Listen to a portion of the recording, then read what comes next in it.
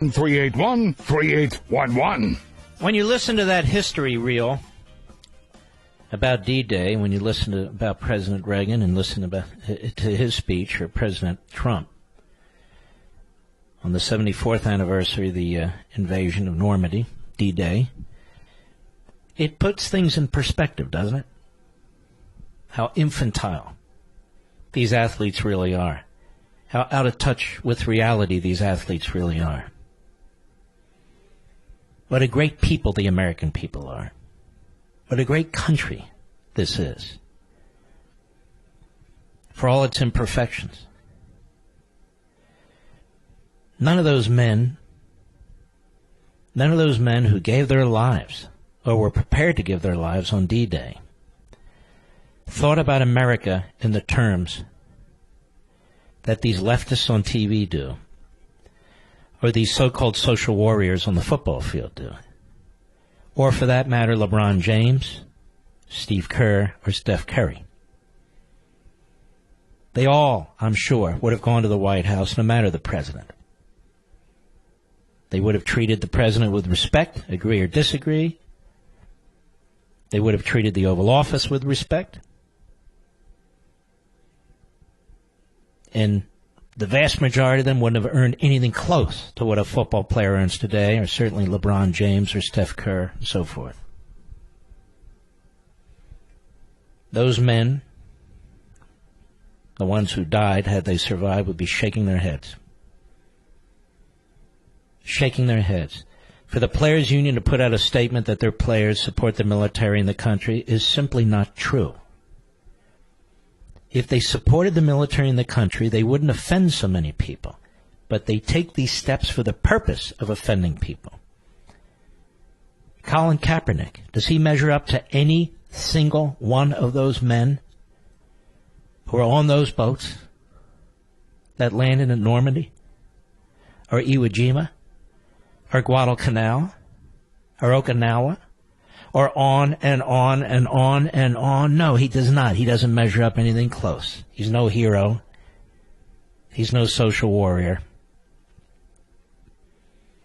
It's amazing what the left and the media, including the sports media, call heroes today. Leaders. Leaders.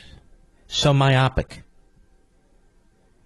They live in a different world altogether than so many Americans.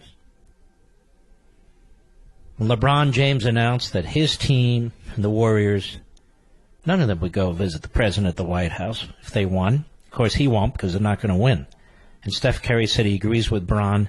I just shut it all off. I won't be watching any of it tonight or any other night. I could care less. They're playing basketball. There's a real world out there. A real world out there. You know, it's one thing if you don't volunteer for the military. I never did. My father did. Both of my grandfathers did. One in World War I, one in World War II. That's not an excuse. But it's quite another thing, as a citizen, not to support these people. I don't mean say you support them, but not to support these people. That's unconscionable. And when they tell you, and when their families tell you, and other patriots tell you that what you're doing is offensive, and you keep doing it, and it is your intention to be offensive, what you're doing is not symbolic of anything but utter and complete disrespect. And so we put in context what these players, about 10% of the league, let's be honest, not the 90%. But for LeBron James to say what he said, and he has said it before, it is a disgraceful thing. Disgraceful. I don't care how many points he gets. I don't care how many rebounds he gets. I don't care how many triple-doubles he gets. He doesn't measure up to a single man who rushed that beach. Not one. Or a single man who fought in the jungles of Vietnam. Fought in the mountains of Korea. Who fight in the deserts of one hellhole after another today. the Middle East, to fight in Afghanistan. He's no hero, LeBron James. He's no hero at all. You should at least show the respect